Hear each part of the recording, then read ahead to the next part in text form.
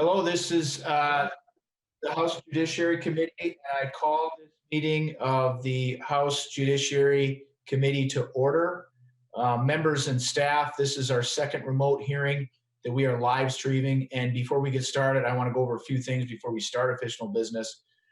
We are holding this remote hearing pursuant to Rule 10.10. This was passed on the House floor on March 26 and allows for remote hearings to take place during the peacetime emergency declared by the governor. The rule has a sunset provision of January 31st of 2021. So, and you can review that rule. It's online in that language. I'm not going to go through it again like we did our first meeting. But a quick review of the remote hearing procedure. Members, please, and anyone testifying, keep yourself on mute when you are not voting or speaking. A new tip is that while you're on mute, you can hold down your space bar to become unmuted. So as long as you hold down the space bar, the moment you let go, you remain muted. If you're on your computer, you can unmute yourself on the bottom left portion of your screen. The same goes with turning on and off your camera or just clicking on the video of you and it'll say mute or unmute. Committee staff can mute and unmute you and will assist when we move to voting. Now, for those who are calling into Zoom, and I see a couple on here, including Representative Persell, you must hit *6 to unmute your phone. So please do that. If you're calling in and you want to be recognized, and I do call on you, you got to hit *6 or we won't hear you and we'll probably move on to someone else. To recognize someone to speak, please use your raise your hand function. On the bottom of the screen, you'll be able to click on participants and a tool opens up on the right side of your screen that shows who is in the meeting. And at the bottom of the list, there's a button that says raise your hand. So click on that if you want to be recognized. Don't lower your hand. Committee staff will do that for you. And we'll have a running list, just like we do when you raise your hand in committee and I catch you out of the corner of my eye and tell my CA to add you to the list. So we assure everyone who wants to speak is recognized. Please do not use the reaction function like a thumbs up or clapping as they disappear on their own and they're difficult to track. So don't use that for to be recognized. If you're on the phone, you can hit *9 to raise your hand, or you can email Rachel Ganani or Jenna Mouse, and you have committee members have their emails. Thanks for being patient with us. We'll be taking breaks periodically to make sure that we don't miss anything or anyone. I have been notified that a quorum is present, so the clerk will call the roll to verify attendance. Chair Lynch. But I will definitely send that information in. And Representative Hassan, can you please mute your line?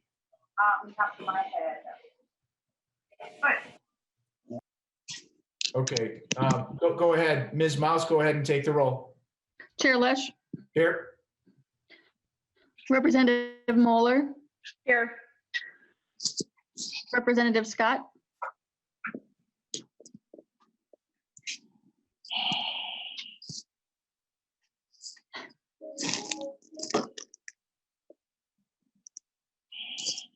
Here. Representative Albright.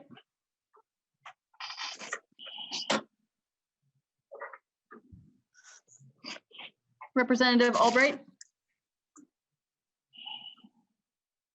Representative Barr. Here. Representative Cantrell.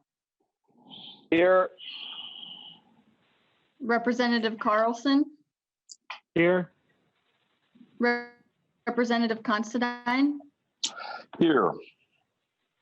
Representative Hassan.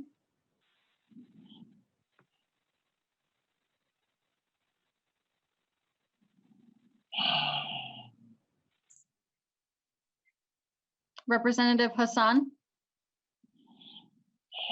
She's in the bonding committee hearing right now. Representative Herr. Here. Representative Johnson. Present.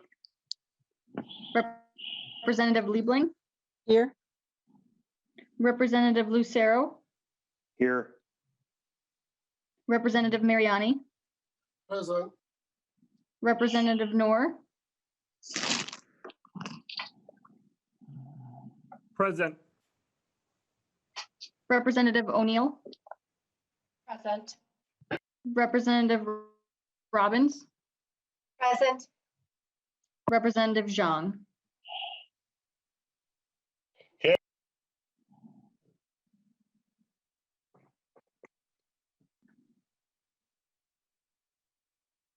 Okay, are you done, John? Yes.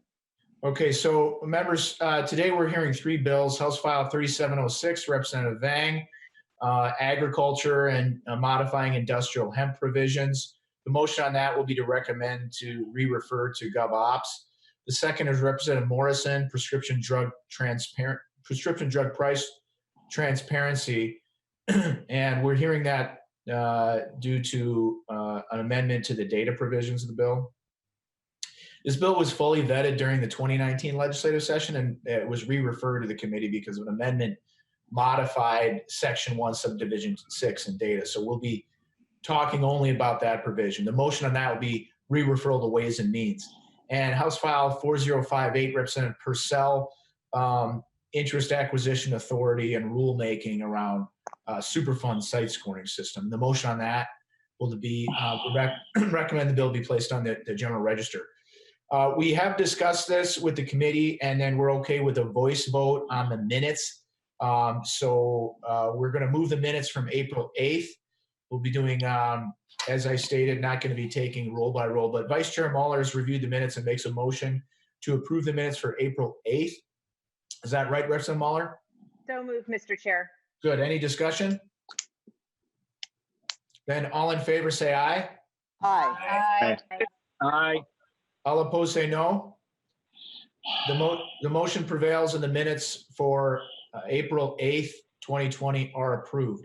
The first bill that we have up is House File 3706, Representative Vang.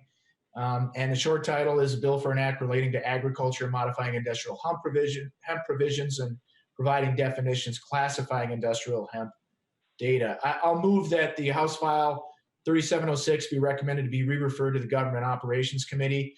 Representative Vang, you're here. Please tell us about your bill. Thank you, Chair Lush. I don't know if it's just me, but my connection is a little shaky, so I just want to apologize in advance. So my bill, House File 3706, is regarding industrial hemp provisions modified. With the recent passage of the 2018 Farm Bill, which legalized industrial hemp as an agricultural crop in the U.S., it opened up interstate commerce for hemp products and allowed states and tribal governments to oversee hemp regulations. As NDA, the Department of Ag began developing their plan to submit to USDA and the rules for the state of Minnesota, some changes to the Industrial Hemp Development Act were identified. First, this Minnesota has been operating under a hemp pilot program for the last 4 years, which licenses both growers and processors of hemp. It was identified that processing was not explicitly included in the statute.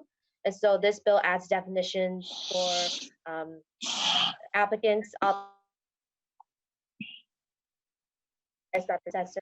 This bill also includes processing throughout the chapter where appropriate, including in rulemaking authority. The need to include processing also came from the work on the sale of cannabinoid products work groups spearheaded by Representative Paul Anderson last session. And so what's the part that was most relevant to the committee is that since this program has been operating under a pilot program for research purposes, licensee data was protected under the Minnesota data practices. While Minnesota is operating under a pilot program for the 2020 growing season, once this pilot ends, all licensee data will become public. And so the goal of this bill is protect growers and processing locations and the street addresses of licensees.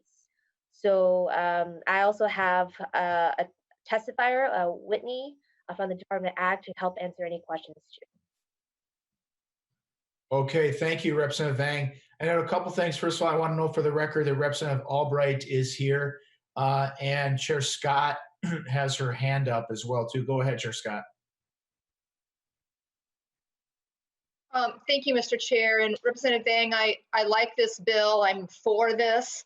But I had some questions regarding, and I apologize, I printed this at home and it doesn't print off the page or the line and page number for me, but it's in subdivision 4 under the licensing data classification, and it's under letter B. It says the commissioner may make any data classified as private data or non-public data under this subdivision accessible to any person, agency, or the public if the commissioner determines that access may aid in the law enforcement process, promote public health or safety, or dispel widespread rumor or unrest. And I'm just wondering if you could explain that to us, why that language to me is a little loosey-goosey and it's pretty broad. So I'm wondering if you or your testifier could address it, please. Go ahead and tell us about that, Representative Vang, or if you had a testifier, I wanted to speak to that as well too. And by the way, if that goes to you or your testifier's testimony, why don't we just do that? Let's move to your testifier and have them go into that, and they can answer Chair Scott's question in that context. Okay?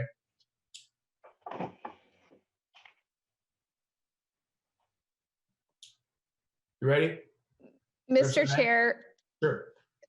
Mr. Chair, hi. For the record, my name is Whitney Place, and I serve as Assistant Commissioner at the Minnesota Department of Agriculture. I can elaborate a little bit more on the data practices part of this bill. It should be noted that from the start, the only additional protections afforded to hemp applicants in terms of data practices are, one, their non-designated business address. So that could be like a home address that they might not want getting out. And then two, the location of hemp grow fields or their processing locations. And this has been an issue with this particular crop, particularly because of the security surrounding growing a plant like cannabis. Have access to all of the grow locations. We've had issues of people, like stealing people's crops, or even entering fields to grow some illicit crops that we don't want involved with this program at all. So this is also really much in line with a lot of other agricultural data practice protections at both the state and federal level. So to Representative Scott's question, the other really important issue pertaining to this bill is our ability to quickly share data with other agencies and other governments, particularly local law enforcement.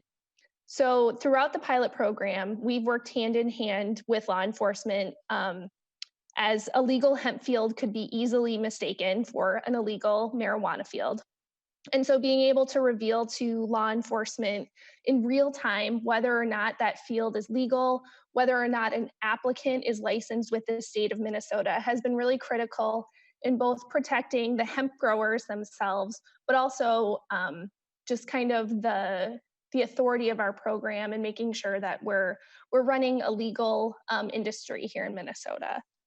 The language also recognizes the need to be able to share certain data to promote public health and safety or to address public concern. We've been working really closely with a lot of different agencies on this particular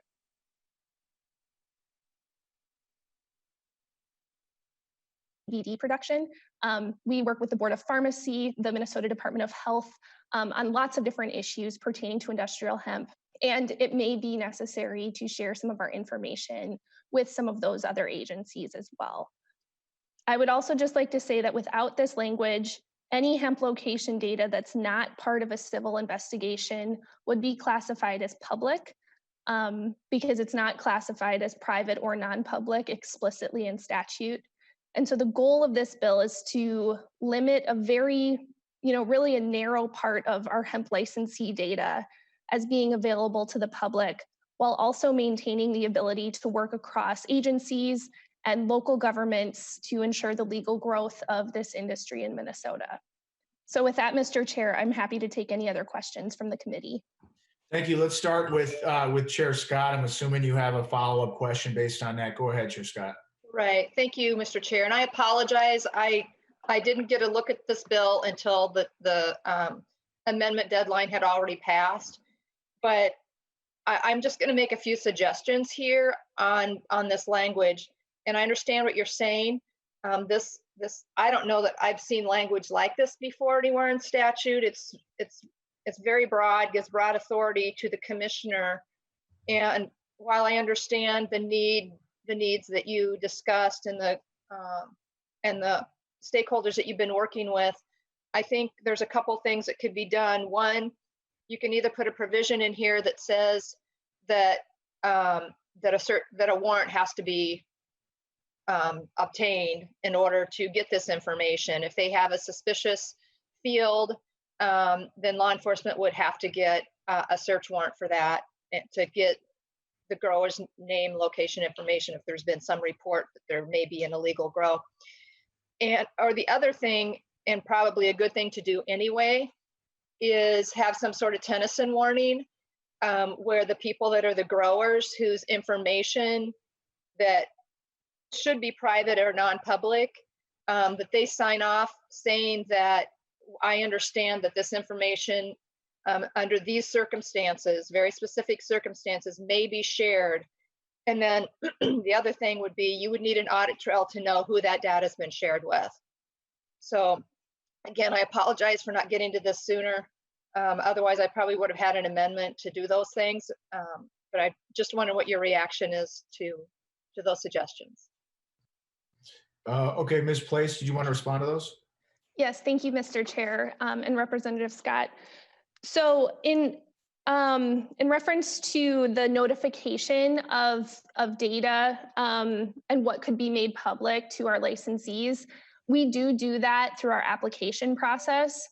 So currently, because their data is all protected under the auspices of this research pilot program, right now they can opt in to being made public. And a lot of our growers have actually opted into that. So they're listed on our website, and mostly that's like a networking thing.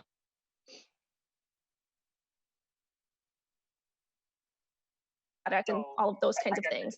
However, we are still protecting their address and grow locations. So we would be happy to work with you either on legislation to make this bill better and more informative to our licensees, or we could ensure that through our application process, we do have that information spelled out very clearly to our applicants. On the search warrant, I'd be happy to talk to you more about that and how we can get this bill in more of the shape that you would like to see it.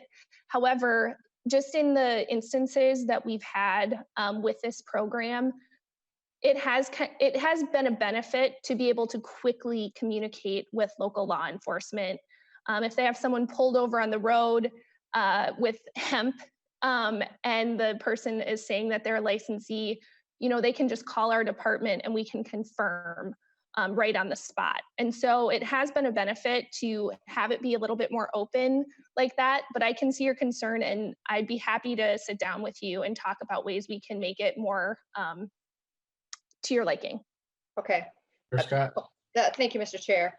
Yeah, I'd be glad to work with you on that. And yeah, contact me via email because I don't have your contact information, but I do have concerns. I don't know if any other members do about that, but it's a concern to me. And if one of my concerns is just the precedent that it sets, that information that is private, that that law enforcement or can get that without a warrant, or that it can just be shared without the person's knowledge, and maybe they do know it. I'd like to see the language that you have currently for the pilot program. So thank you, Mr. Chair. Thank you, Representative Hassan. I'm sorry, note for the record, thank you, Chair Scott. I want to note for the record that Representative Hassan has joined us and Representative O'Neill has a question. Go ahead, Representative O'Neill. Thank you, Mr. Chair. I share Representative Scott's concerns. Mine are a little bit different. I understand the concerns that law enforcement would have, particularly when they happen upon a field, and it does look an awful lot like marijuana. It's at some point in its growth is almost indistinguishable. That I do understand. My concern and my question is, for what purpose is this in the bill? Promote public health and or safety. I understand keeping the location of the field private data because those fields are high dollar, high buck value, and theft is a real problem. And I understand that, but I have no idea what promote public health or safety could possibly mean. It seems awfully broad, and I would like that out of the bill. Ms. Place? Mr. Chair, Representative O'Neill, I understand your concern, but through this process, we've really worked through an interagency group. Industrial hemp spans a lot of different issue areas, and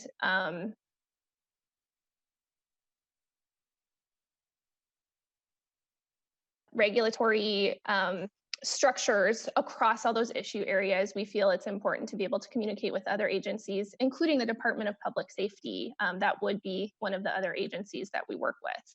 So we would like to see that remain in the bill. Representative O'Neill?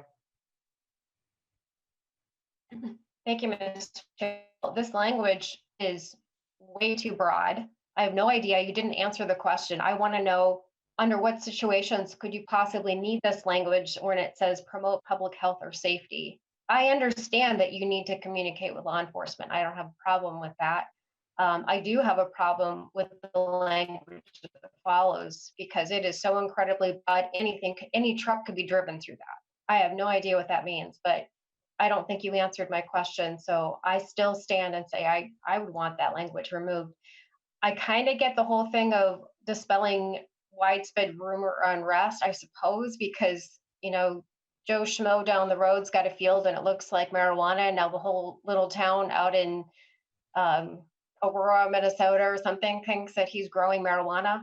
I kind of get that, but I really do not understand the promote public health or safety. If you need to communicate specifically with specific agencies, then that should be in the bill, not language like this. If you want to answer that, that's fine. Ms. Place? Mr. Chair, Representative O'Neill, I'd be happy to talk to you about adding specific agencies and specific language to satisfy your concerns offline. Representative O'Neill? I still didn't hear why the language was there to begin with. Can you give me one example of why you would need promote public health and safety? Mr. Chair. Ms. Place, go ahead. Representative O'Neill, as I mentioned earlier, we work on a lot of different issues for the products pertaining to industrial hemp. So for example, CBD. If you're extracting CBD, there could be something like a pesticide remnant in it. And maybe we need to communicate to the Department of Health that we need to pull some CBD from a market or something like that. And we need to know exactly which field it came from so that we can pull all of the product that resulted from that lot. That would be an example of an issue surrounding public health where we would need to be communicating with other agencies for the safety of the public. Representative O'Neill, does that answer your question? It's a little bit more specific, but again, the language is still way too broad. You could just drive a truck right through it. Okay. And I understand this came in late and folks may have other things they want to raise in terms of amendments hereafter. We don't have any before us now, but it's something that causes me a little bit of concern too. I think it's kind of broad, but I'm not going to propose anything else on it today. I want a chance to explore it a little bit more. I do have a question for you, Ms. Place, and I note that Representative Albright had his hand up too, although I saw it on the screen. I don't know if you had a question. Do you have a question, Representative Albright? No, you don't. Okay, good. All right. What does law enforcement do, Ms. Place, when you see a operation or a field with what looks like marijuana?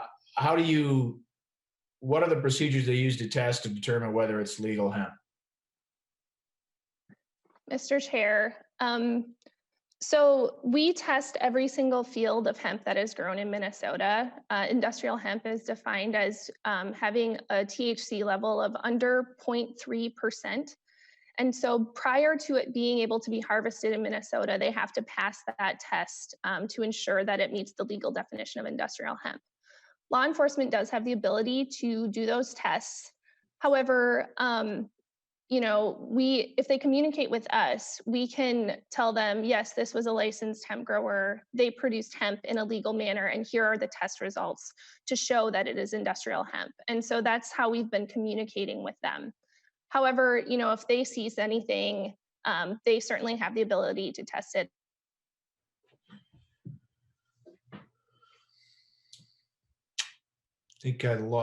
I think I lost you there for a minute. Is anyone else getting loss of feed periodically, or am I the only one? Okay, we're getting a north-south on these. Well, let me ask you this, if I can, Ms. Place.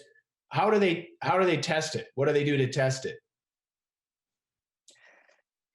So we sample every field, and we collect just the tops of the flowers because that's where THC aggregates.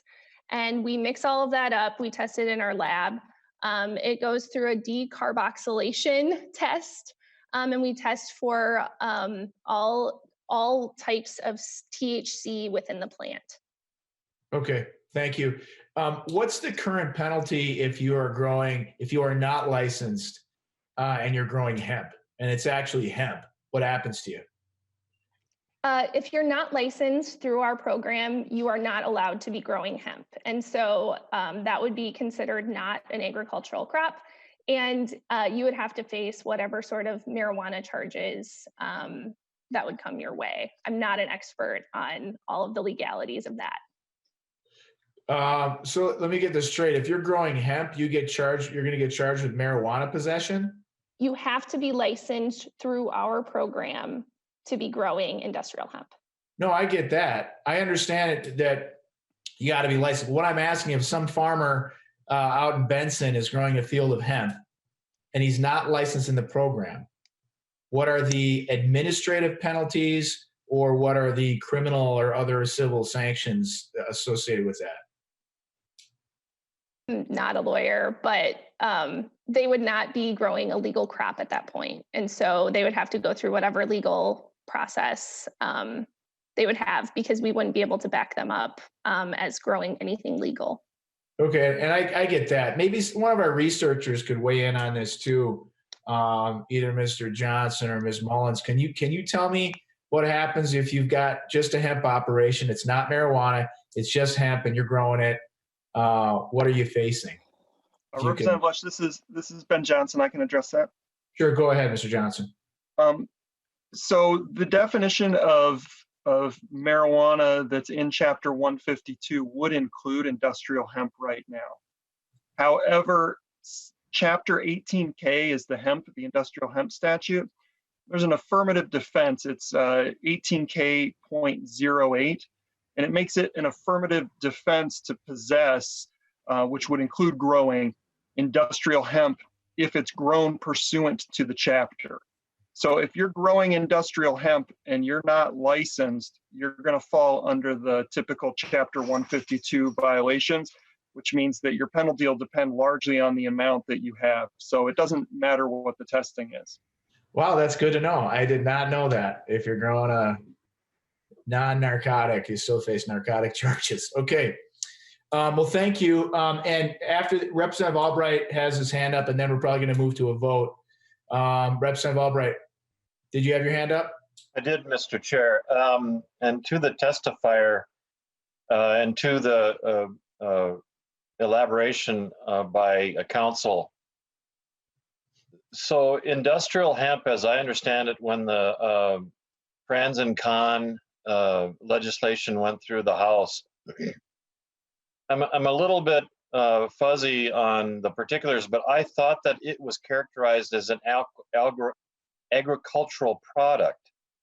But what you're suggesting by the testimony is that it is still under the purview of a controlled substance. Is that correct?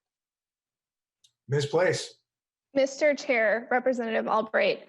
So under the 2014 Farm Bill, the federal government authorized state governments to operate pilot programs to grow industrial hemp for research purposes. And so that's what we've been doing in Minnesota for the past 4 years. that bill did not remove industrial hemp from the controlled or from the DEA language at the federal level. In 2018, in the new farm bill, they did explicitly define industrial hemp as an agricultural crop and removed it from the Controlled Substances Act. And so now it is agricultural. So while it may have been deemed as agricultural in the Minnesota state statute that was passed in 2015, now we have full federal legalization. And so that's under the federal government is what we're talking about, that now it is deemed as an agricultural crop. Right, but Mr. Chair. Representative Albright, I'd repeat just what Mr. Johnson said, which is it is still scheduled for purposes of state law under Chapter 152, which is controlled substances, including marijuana. The only defense is an affirmative defense if you're in her program, if you have a license to grow it under her program, which means if you don't, you're growing marijuana and that's a felony. If there's a field full of it, it's absolutely a felony. Felony controlled substance violation. Does that answer your question? Well, Mr. Chair, that seems like a bit of a catch-22 with regard to a farmer or a businessman, for that matter, who wants to expand his opportunities in the marketplace by growing industrial hemp as an agricultural product. And under federal statute, he has full authority and opportunity to do that. But it seems like our state statutes have not availed a corresponding recognition of what the federal statute has now moved to. It seems like we're putting more restrictions on the folks in Minnesota who want to take advantage of this quote unquote pilot program and move it forward as a diversified crop away from the normative, seasonal crops. And I'm just wondering, I lay this out there, it just seems like someone should be working on a conformity bill to bring this up to the federal level, because if for any reason that THC goes above the ceiling, you face felony charges, which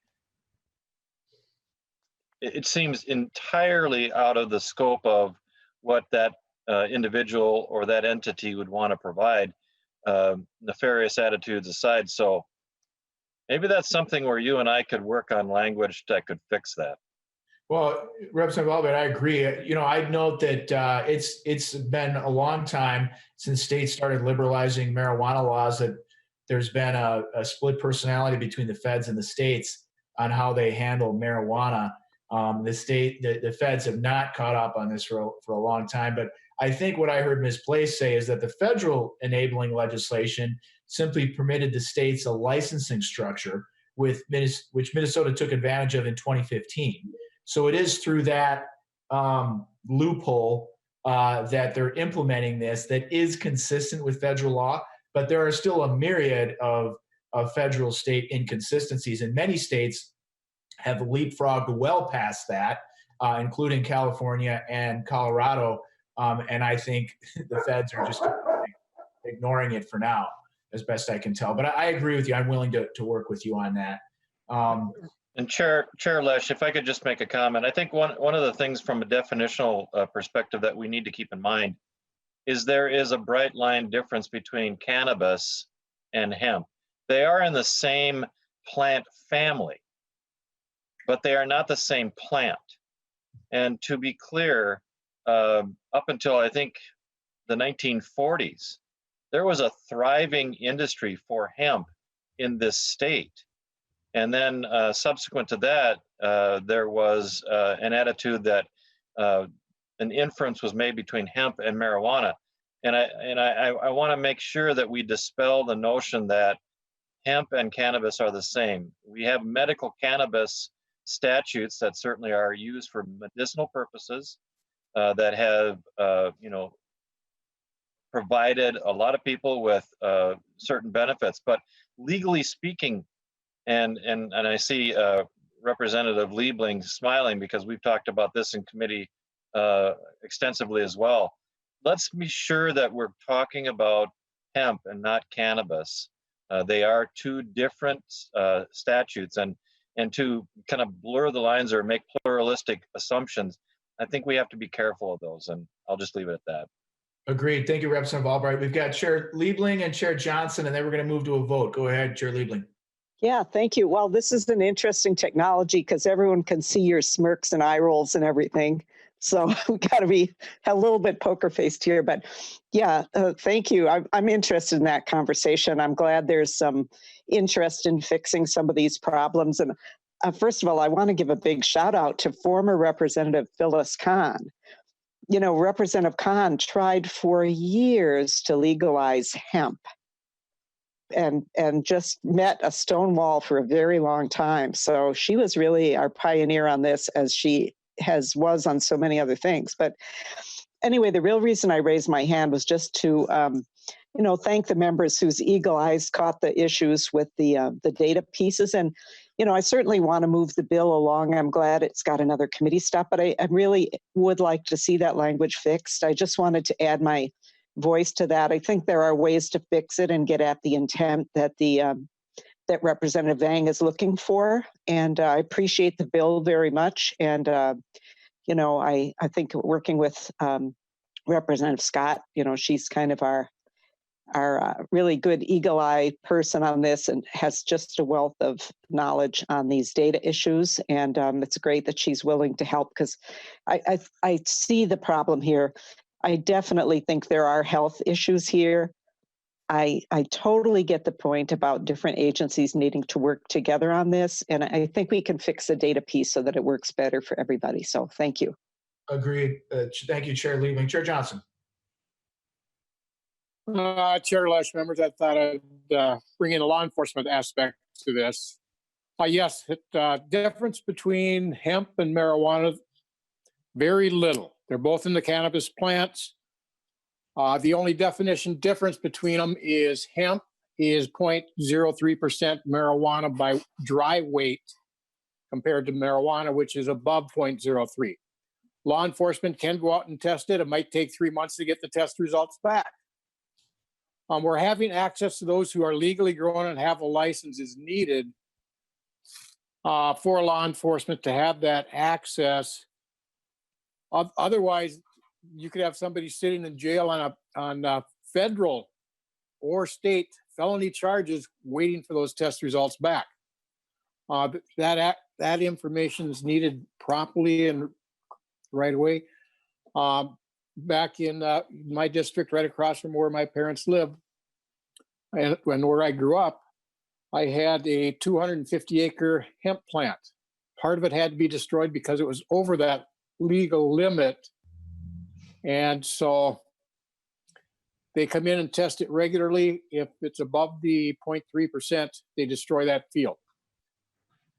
But if there's also people that'll go in there and grow it unintentionally near a grow operation. And so law enforcement need those access to those so they can get the bad actors out of the way, and we can do these things properly and still fall within federal regulations. Thank you, Chair Johnson. The motion on the floor is that House File 3706 be recommended to be re-referred to the Government Operations Committee. The clerk will take the roll. Chair Lesh. Aye. Representative Moeller. Aye. Representative Scott. Aye. Representative Albright. Aye. Representative Barr. Aye. Representative Cantrell. Aye. Representative Carlson. Aye. Representative Considine. Aye. Representative Hassan.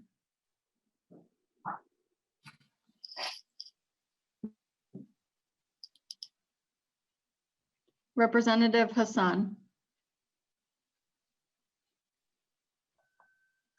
Representative Herr. Aye. Representative Johnson. Aye. Representative Liebling, Aye. Representative Lucero, Yes. Representative Mariani, Yes. Representative Noor, Yes. Representative O'Neill, Aye, only if Representative Scott fixes it. Representative Robbins, Aye. Representative Zhang. Aye.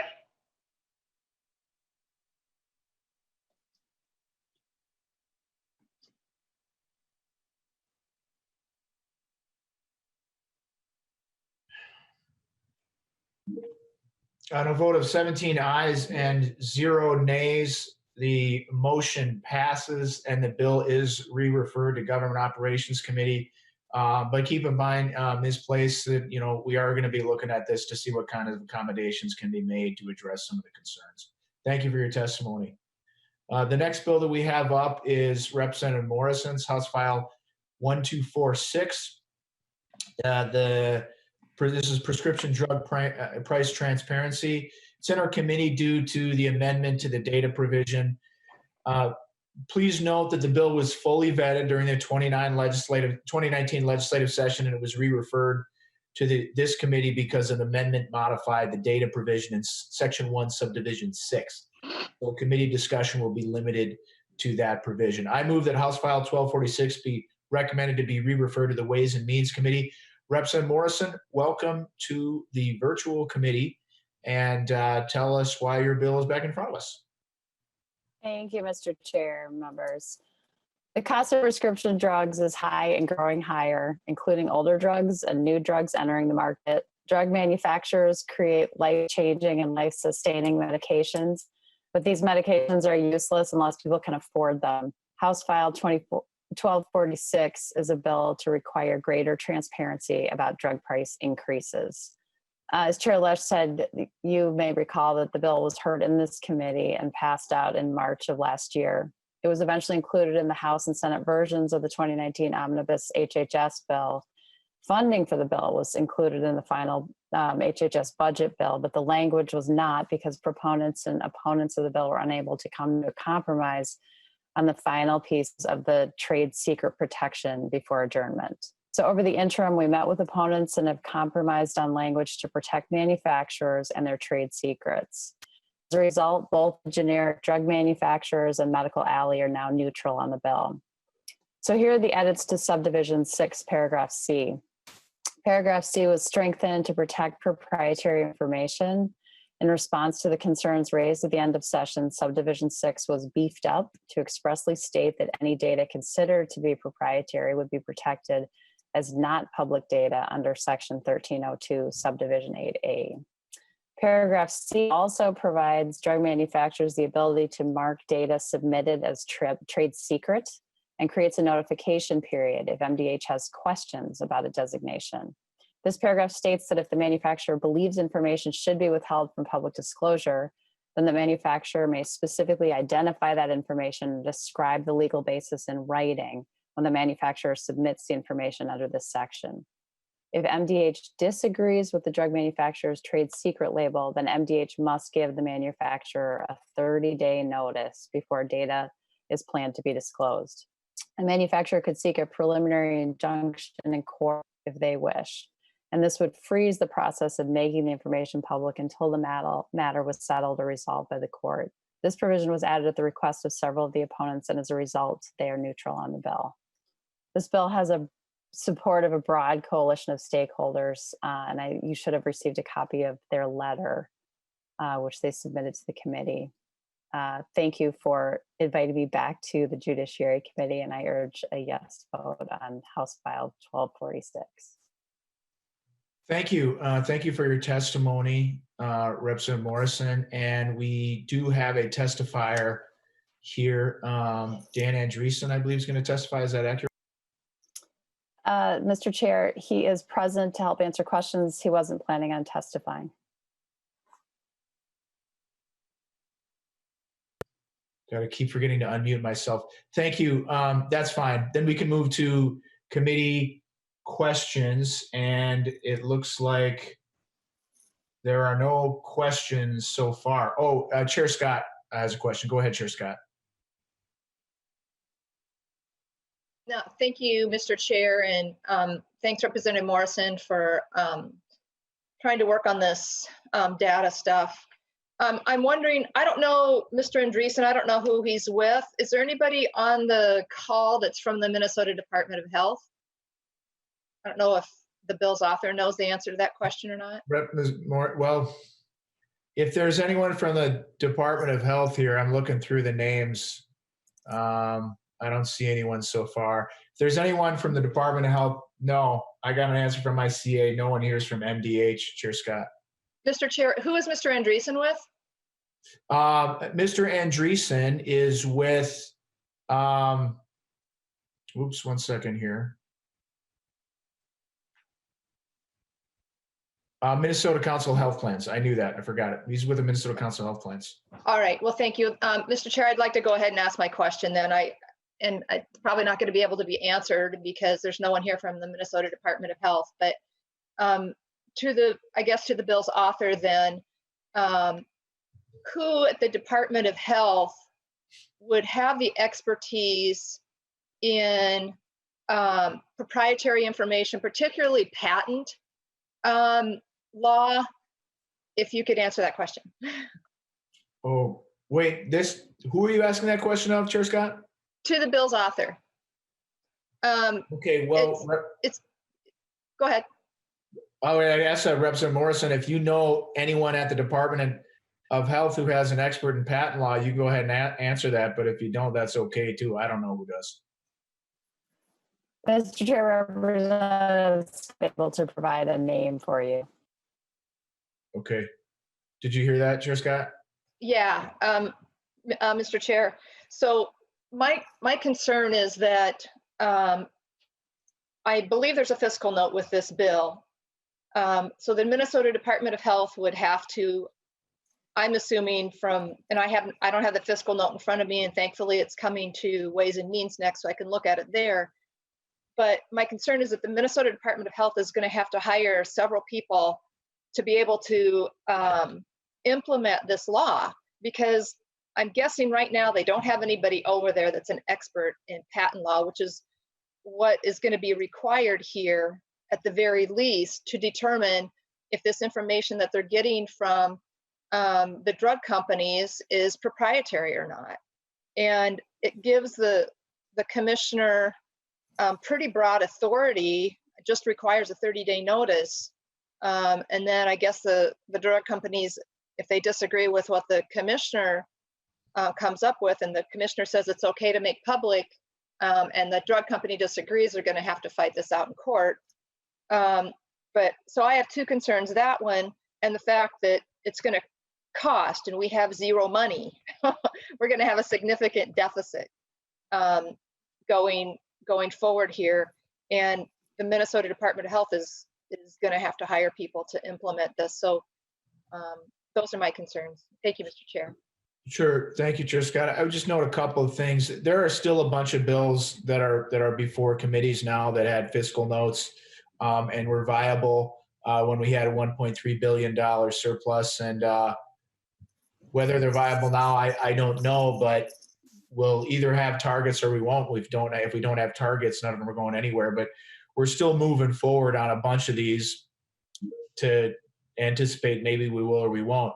But I would note with respect to litigation from Big Pharma, keep in mind, you and I did this with the Timber J bill on health plans as well. And they were compelled to disclose data as it pertained to what they were charging for procedures. That was 5 or 6 years ago. And we knew that if ever challenged, they were going to sue for an injunction based on trade secret proprietary information. And because of that, everyone knows that so far now, 5 or 6 years later, we still don't have that information. So I don't know if that has meant that MDH or DHS has had to hire more lawyers to pursue this, but it hasn't happened. And all I'm saying is I don't think this is necessarily anything new, that we've seen this before. A big industry can either stonewall or block things legally. And I don't know, I wanted to point that out. It's not a new thing, but we can come back to you if you have a response to that as well too. But right now, Representative Mueller had a question or comment. Yeah, thank you, Mr. Chair. It's just a comment. I believe that Attorney General's office also represents state agencies, and so MDH would be able to use the expertise of the attorneys in that office to help with some of these questions as well. Sure. Thank you for that. Chair Liebling.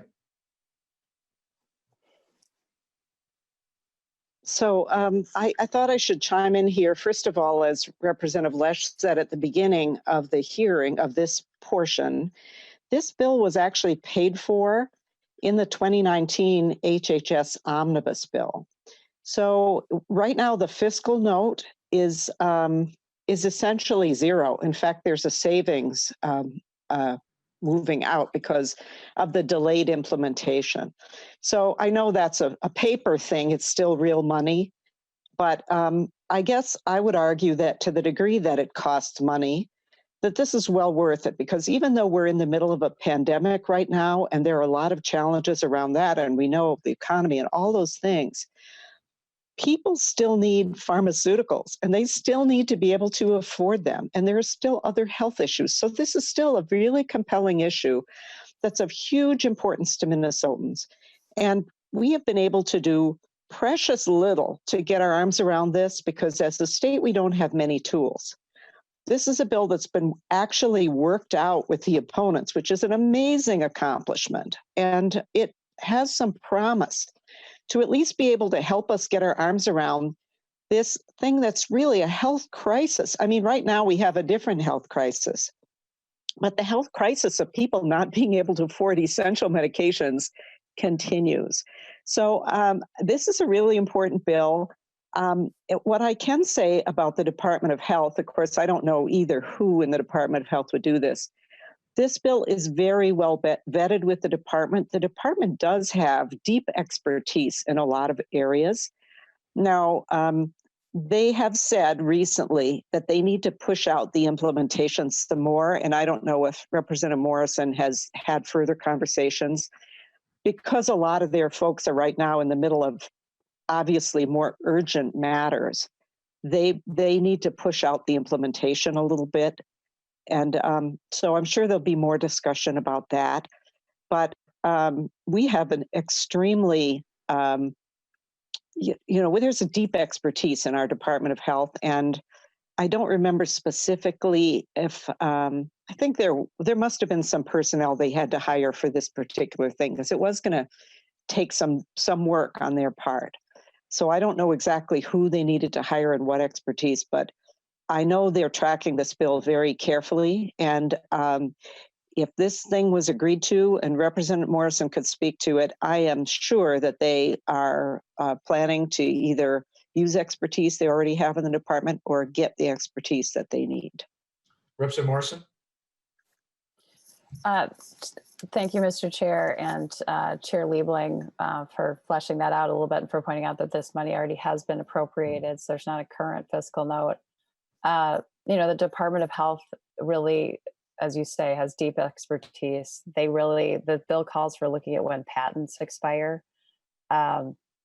I think this in some ways becomes more important now than ever when we've already seen examples of some price gouging around potential treatments for the coronavirus.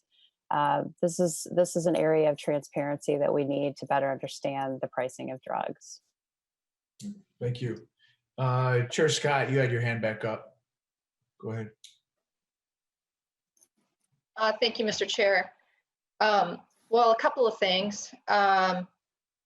I find it really interesting that these drug companies that are being asked now to come up with a cure for the coronavirus, a treatment, a vaccination, anything like that, that's the same, it's the same companies that we're trying to, I think, handcuff in many ways with this particular bill.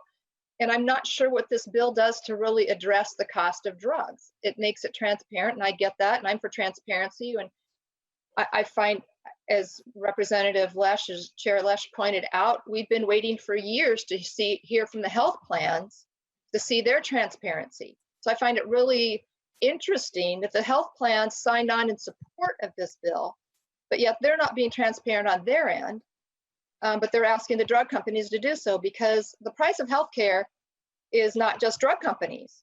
It's also the cost of care in a hospital. And we also know that part of this issue with insulin was the fact that the health plans were raising the cost of insulin and making money off of that. So I find this just a little bit ironic in so many respects, but I still have issues. I think that the Department of Health would be better served if that money's already been allocated. I think it could go a lot further in treating this COVID issue and going towards PPE or something like that. And I know we can't just, move money around like that always, but those are my comments, Mr. Chair, and I'll leave it at that. Thank you. Thank you for pointing that out, Chair Scott, with respect to the health plan transparency too. And I would quote Michael Corleone in saying, "We're all a part of the same hypocrisy." Representative Albright.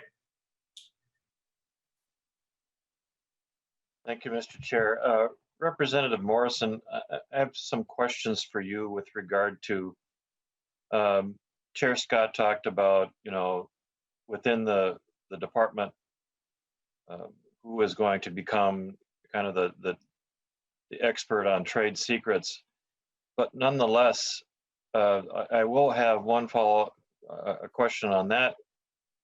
How do you determine what is or is not a trade secret from the perspective of either is it the decision of the termination of the department or the entity that is providing that information? Representative Albright, this question was for who? Representative Morrison. Okay, well, I don't know if that's really her. If you can answer that, Representative Morrison, go ahead. But thank you, Chair Lesh. Representative Albright, the pharmaceutical manufacturer deems whether or not it's a trade secret.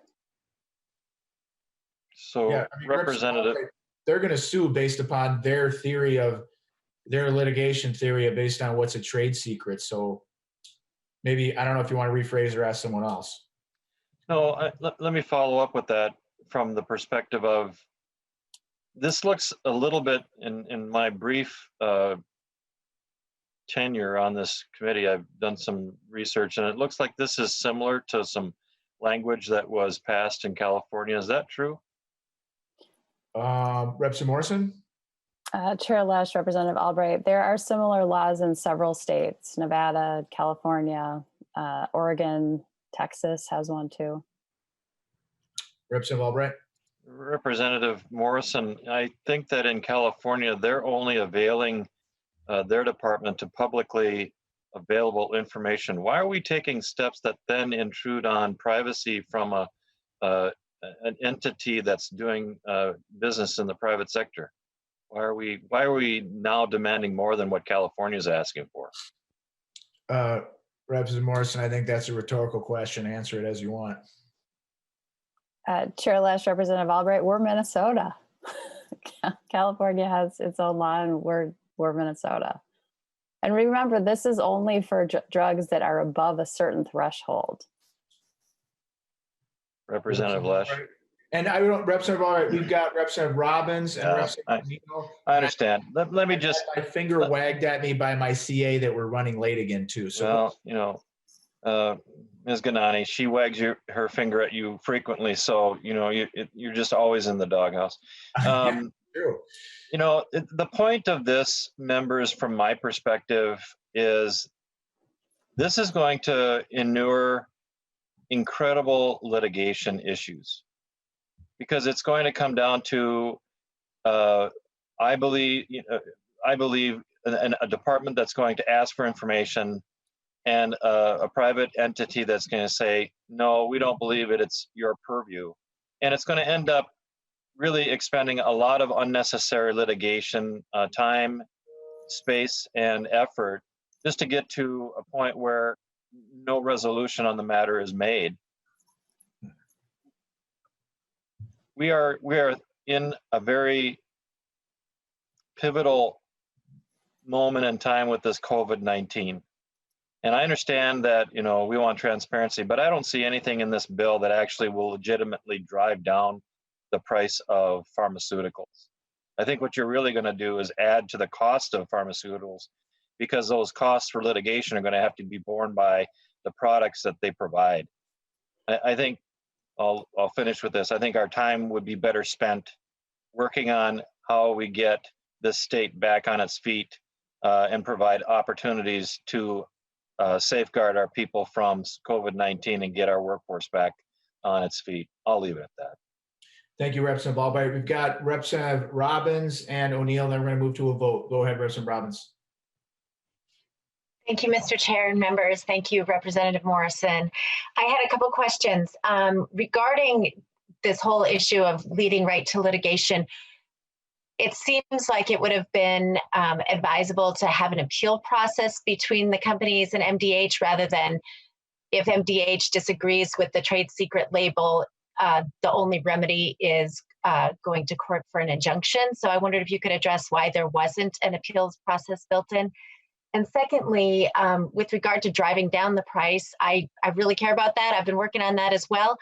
And it seems like because it's dealing with the manufacturer list price rather than the actual price after rebates, that it's not really going to have the desired effect. So if you could address those two questions. Thank you. Representative Morrison, I mean, I guess I would maintain, Representative Robbins, that the right to take it up in district court is effectively an appeal, but whatever the case, go ahead, Representative Morrison, if you had an answer for that.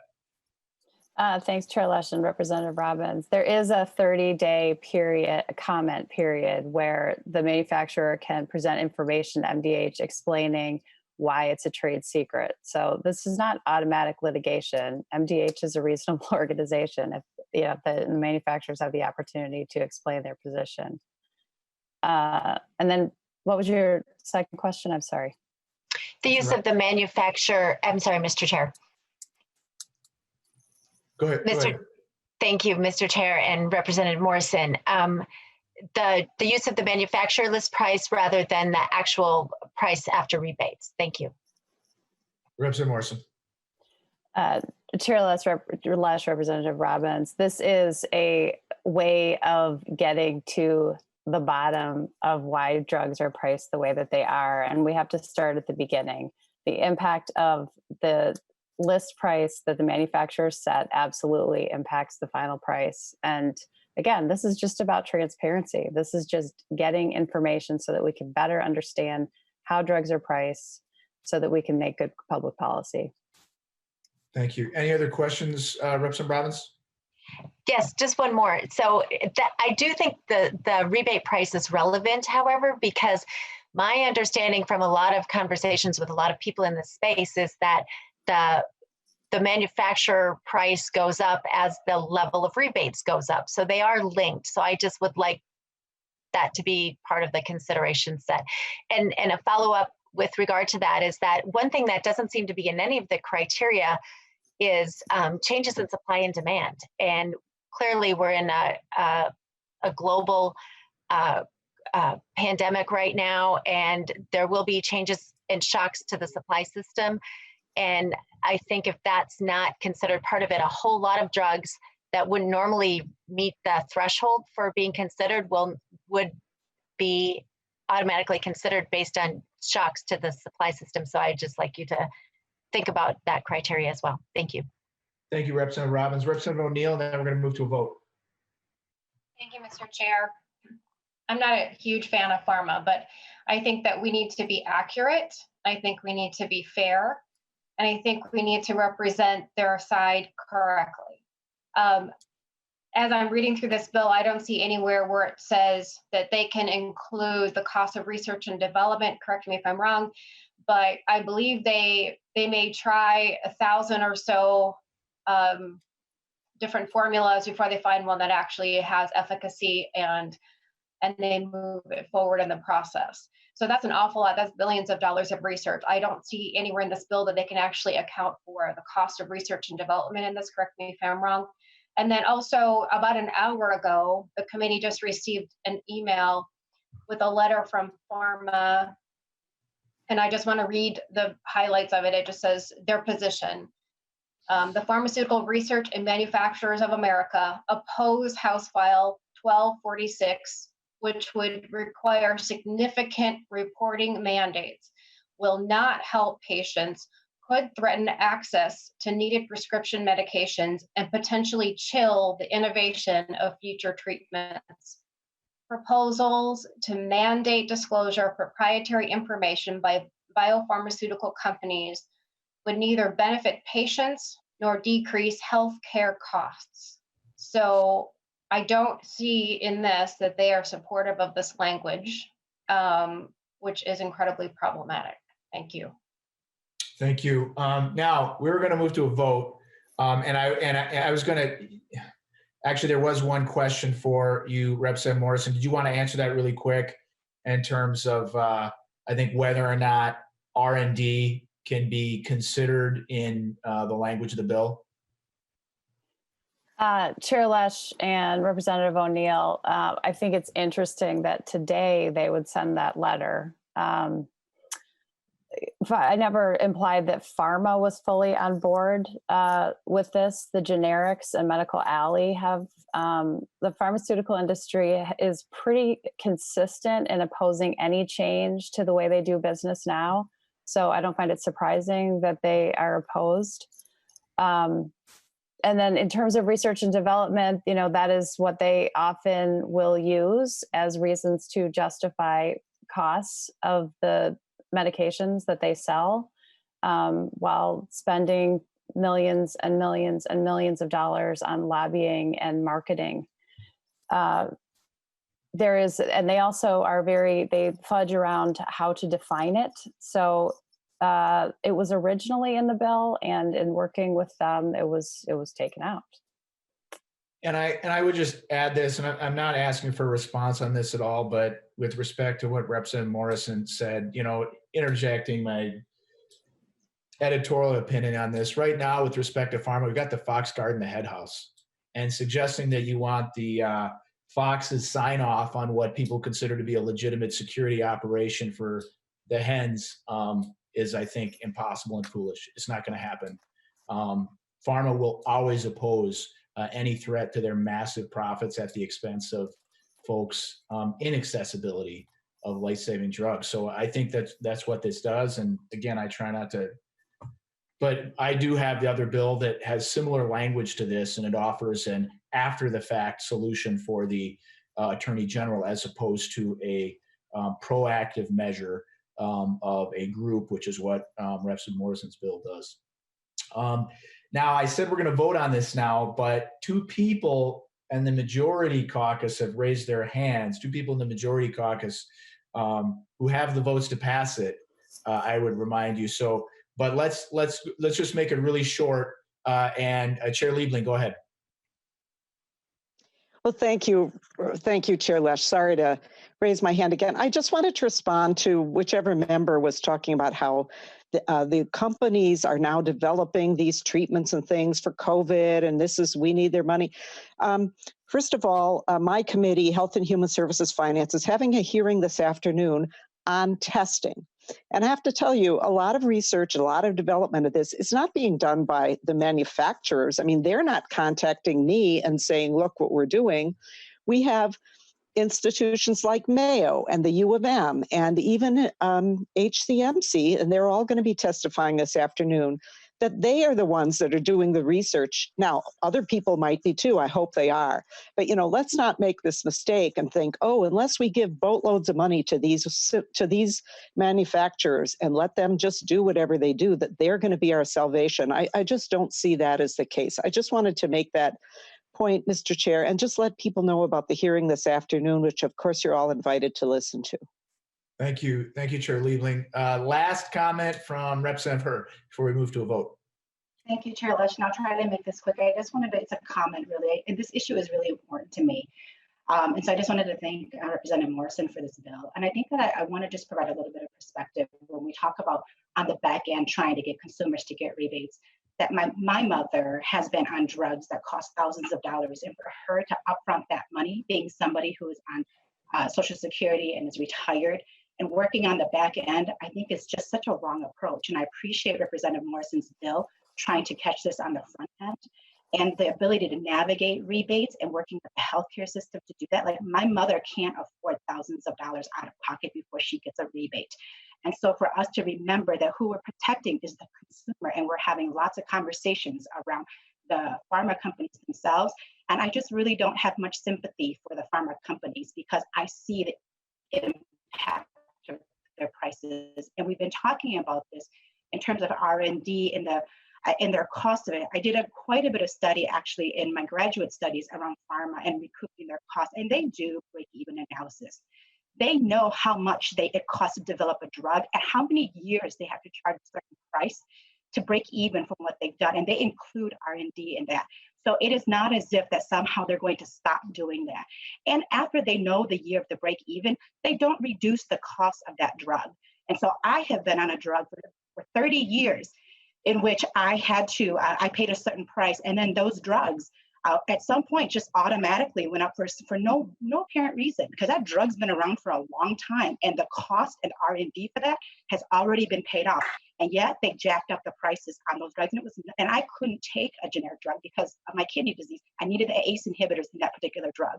And so I think that what Representative Morrison's bill does is really gets to the heart of who we're protecting and why we're protecting them. And companies will never not be able to allow their R&D cost into what they price a product at. And this doesn't prevent them from doing that, and it will never prevent them from doing that, because as we always talk about free markets, they will continue to develop drugs in which they will profit immensely from. And so I just wanted to say thank you to Representative Morrison for the bill and what it's trying to do, because at the end of the day, my mother, who's been paying taxes her whole life, who became ill, who the government is saying, figure out how to do this on your own, is extremely unfair, and saying to her, for thousands and thousands of dollars every year and then get a rebate at the end, to me is unacceptable for people who have been contributing, citizens of this country who have done their part in starting businesses and being good Christians who went to do missionary work, who have done tremendously for this community and for the economy. It just, to me, blows my mind that we're looking at this from the perspective that we have. And although the issues brought up, sure, there are always going to be concerns. But again, we're protecting consumers, and I appreciate the bill, Representative Morrison. Thank you for those comments, Representative Herr. The motion is that House File 1246 be recommended to be re-referred to the Ways and Means Committee. The committee CLA will take the roll. Chair votes aye. Representative Moeller. Aye. Representative Scott. No. Representative Albright.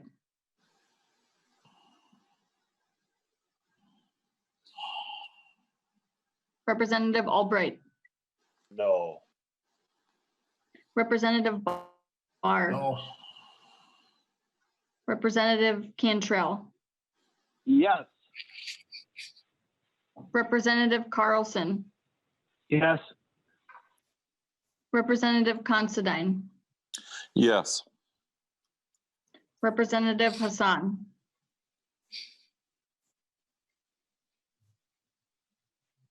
Representative Hassan. Representative Herr. Yes. Representative Johnson. No. Representative Liebling. Yes. Representative Lucero. As a tax-paying Christian my whole life, no. Representative Mariani. Yes. Representative Noor.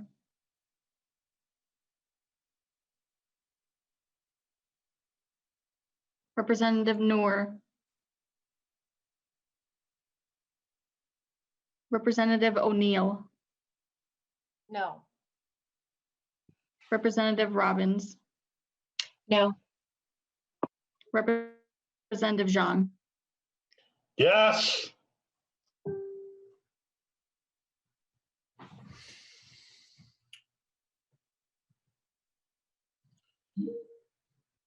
on a vote of,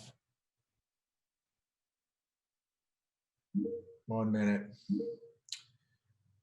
On a vote of 9 ayes and 7 nays, the motion does pass. House File 1246 is recommended to be re-referred to the Ways and Means Committee. Thank you, Representative Morrison, for being here, and for the folks who joined us. I want to note this before we go to Representative Persell's bill, House File 4058. We are, in fact, 20 minutes, more than 20 minutes past our time on this past bill.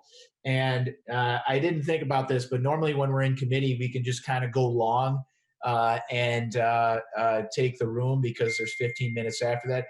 But in this case, we actually, there's a hard drop after 90 minutes with House TV, which is where this is happening, okay? We were given a bit of reprieve on this occasion, but I do want us to keep that in mind that we gotta pick up the pace a little bit on some of these bills, or figure out how we do that, because there's going to be a hard drop. We are going to go a little bit past our time today to make sure we can get in Representative Persell's bill. So our final bill of the day is, oh wait, we did have one question. Chair Considine, you had a question? Go ahead. Not a question, but I could do without the editorials during the vote itself. Noted. Okay, House File 4058, Representative Persell is here. And this is Environment Priority Qualified Facilities Provisions Modified, Property Interest Acquisition Authority Modified. I move that House File 4058 be recommended to be placed on the General Register. Representative Persell, please tell us about your bill. Thank you, Chair Lesh, and you saved the best bill for last, so here we go. Chair Lesh and members, thanks for the opportunity to present House File 4058. 4058 is Minnesota Pollution Control Agency's lands policy bill. Going to make technical and policy changes that protect our environment and water, and also protect taxpayer investments. And I have MPCA Assistant Commissioners Greta Gauthier and Kurt Kadelka to talk more about the bill. So I'll leave it to them. Sure, go ahead, Mr. Kadelka. Do you want to take it away first? Well, thank you, Chair and committee members. Thank you for this. My name is Kurt Kadelka. I'm Assistant Commissioner with the Minnesota Pollution Control Agency and work on land issues. And thank you for the time here. And I will try to go very quickly here. The first part I wanted to talk about is sections 2, 3, and 4 from the bill. And this is regarding our closed landfill program. Just a brief. Mr. Kadelka, so I'm trying to think, if you can not walk through the entire thing, if you can just give us an overview, and then if we do have additional questions, we can do that walkthrough from individual members. I'm just thinking about the time that we have here because we're crunched at the end. Go ahead. Understood. I just wanted to, there's 2 separate issues and just wanted to pull out where those are. I'm going to go high level on this for you. The closed landfill program was created as an alternative to superfund. And what it, in a nutshell, and a very short story, did is the state had to take over the care of landfills that were not being cleaned up under superfund. And it was part of an agreement. The state would take care of the long-term needs of these facilities, including a perpetual care. In exchange, the landfill owners had 2 things to keep up their side of the deal and not have to do the work. One was turn over their insurance policies to the agency. And the second was allow the state to do the work. Don't get in the way. Allow them to access the property and do the work. This has worked for 109 facilities very easily. Only recently, we have come up with a 110th location where this fell apart and the landfill owner has refused to allow the agency to do the work necessary to protect human health and the environment. And so what happened is this was turned back over to EPA in the federal superfund process. And 170, 180 businesses got letters saying you're a potential responsible party. You now need to pay for this cleanup. They were never asked to do that before if the closed landfill program was allowed to do the cleanup. Because of this one person blocking all these folks' ability to not have to pay for the cleanup, the legislature in 2017 created the priority qualified facility provisions, which you see here. which allowed the agency to still do the work to protect human health and the environment and provide that protection for those small businesses. As we've been looking at how to utilize this, we found a couple things that needed to be fixed. And this bill really has two goals.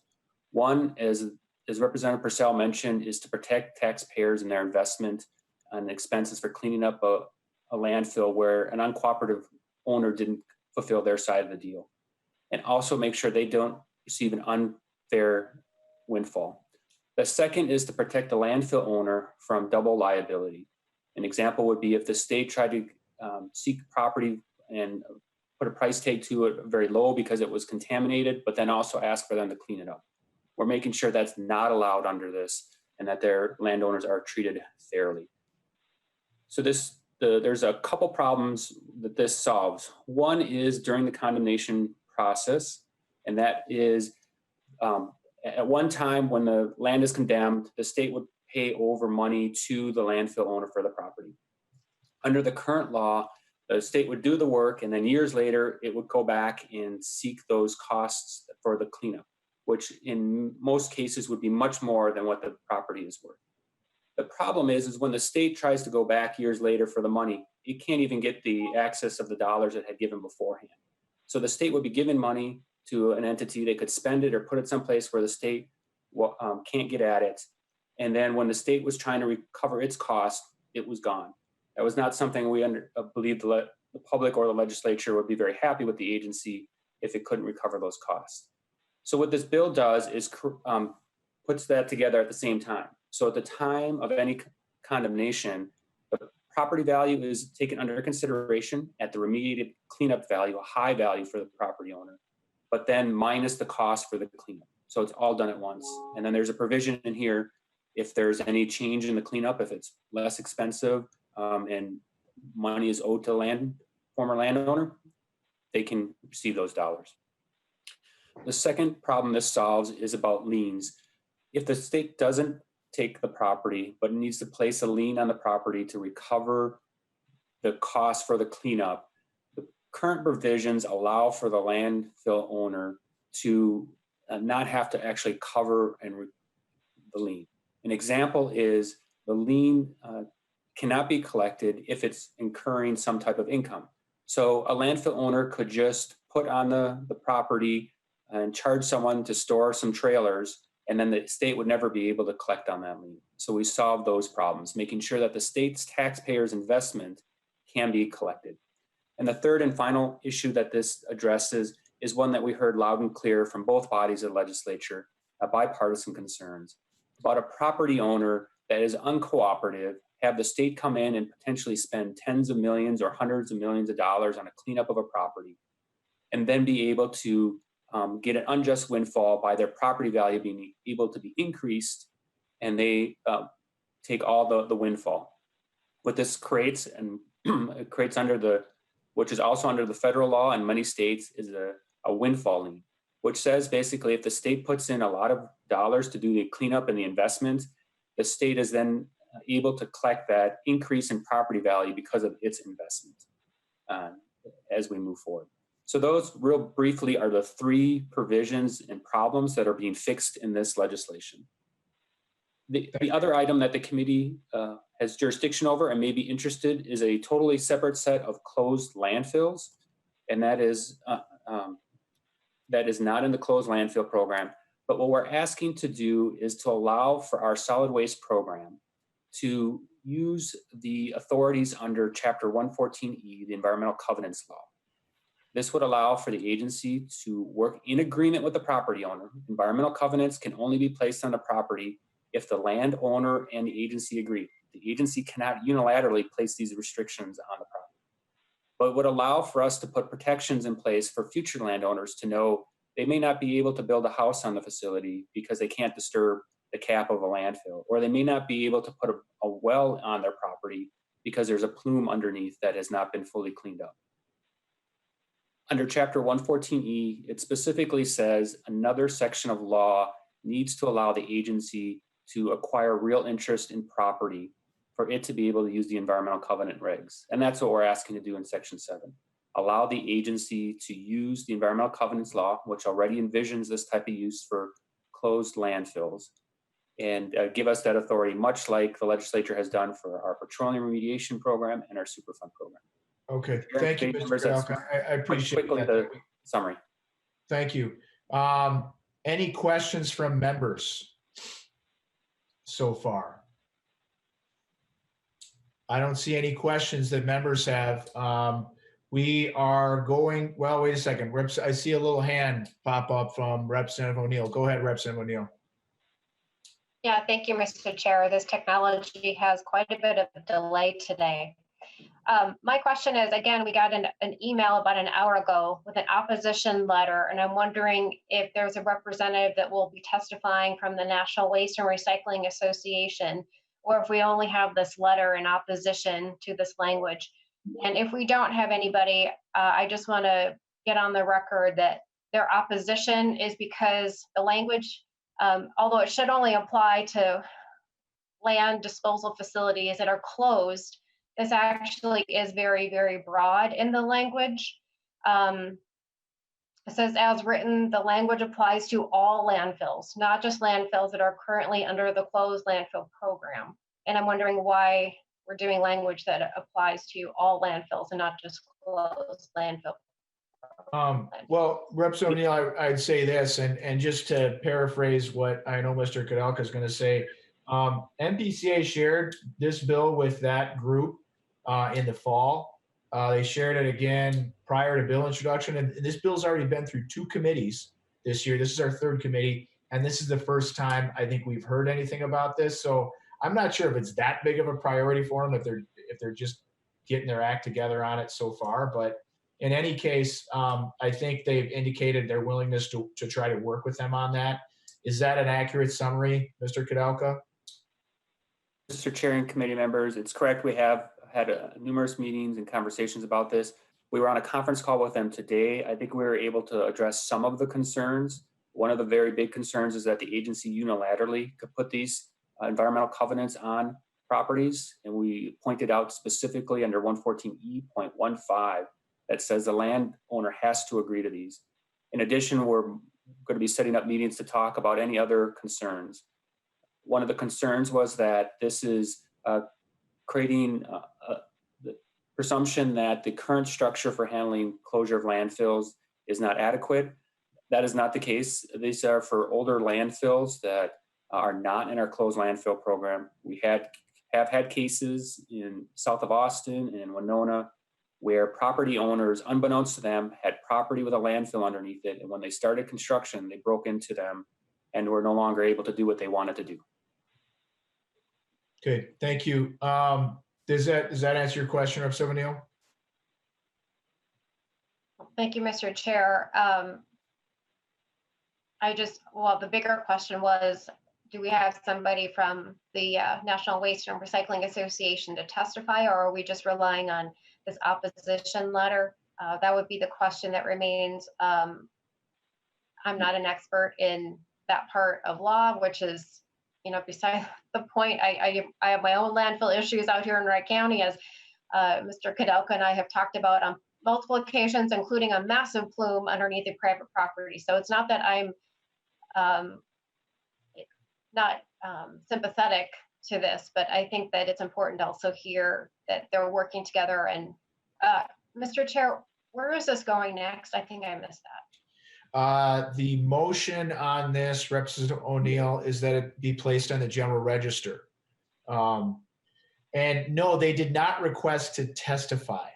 I'm assuming they're going to take the usual tack in cases like these, which is, go kill it in the Senate and then see if you can try to reach a deal, which is usually what happens to me. But they have not requested to testify on this, but they said in a follow-up email to Ms. Ganani that they want to work with the bill author on this. So that's what I'm presuming is going to happen.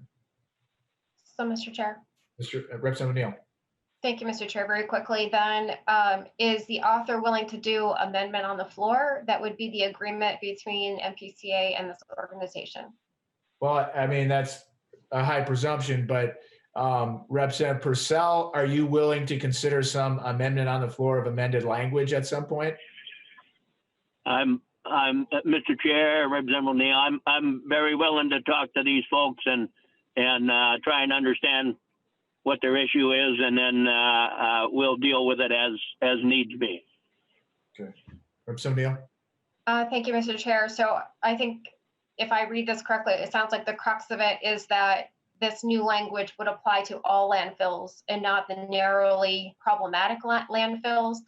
And so I would also take issue with that because, you know, I've worked a bit recently about landfill language and realize the challenges when you do a very broad stroke of including all landfills in the language as opposed to the narrowly construed problematic landfills. And so that would be my concern, that this language again today seems to be a theme today, is very, very broad.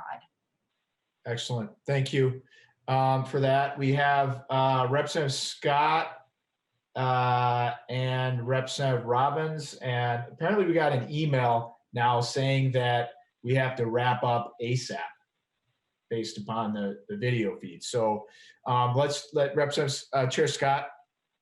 Thank you, Mr. Chair. And real quickly, this legislation is really important, and it does apply to freeway landfill primarily. And there's some nasty stuff there. It needs to be cleaned up. The owner has not been cooperative, and I'm satisfied with what Mr. Kudelka said, that this his explanation of whether this applies to all landfills or not. But I'm sure that they can button up any language that is questionable. And I urge these two entities to work together because this is an important area that needs to be cleaned up for public health purposes. So I'll be supporting the bill today. Thank you. Thank you. Representative Robbins. Thank you, Mr. Chair. I'll be quick. I am new to this discussion in this area of policy, so I just wanted to ask a broader question. If this does apply to all landfills, I'm struggling with the taking side of this and how I love that you're trying to protect taxpayers. That's a big important goal of mine. But on the other hand, for the individual landowner to have to front the cost of remediation that may take years and lose some of their money or may get some of it back if the cost is less, but probably not. That's a concern to me. I think the current way of doing it where the state, maybe they should be required to put the money in escrow that they get from the state, but so that the fund of money is available to pay it back. But I think putting the burden on the individual landowner to bear the cost up front without knowing what the remediation cost is concerning. Thank you. Thank you, Representative Robbins. The motion before the committee is that House File 4058 be recommended to be placed on the general register. The committee legislative assistant will take the roll. Chair votes aye. Representative Mueller. Aye. Representative Scott. Aye. Representative Albright. Aye. Representative Barr. Aye. Representative Cantrell. Aye. Representative Carlson. Yes. Representative Considine. Yes. Representative Hassan.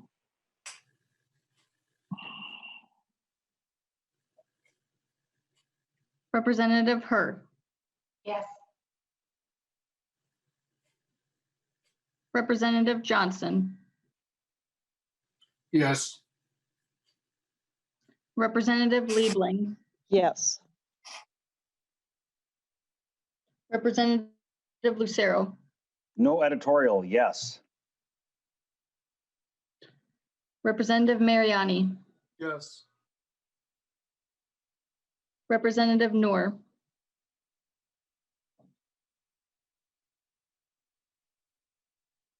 Representative O'Neill. Yes. Representative Robbins. Yes. Representative Zhang. Yes.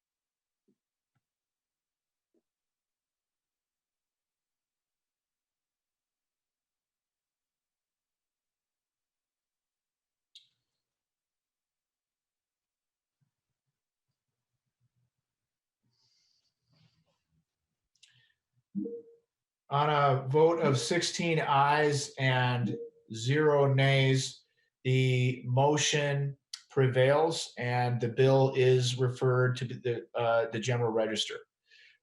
Thank you, members. We will be conducting future remote hearings that will be noticed on our committee page on the web. Until then, this remote hearing of the Judiciary, Finance, and Civil Law Committee is adjourned.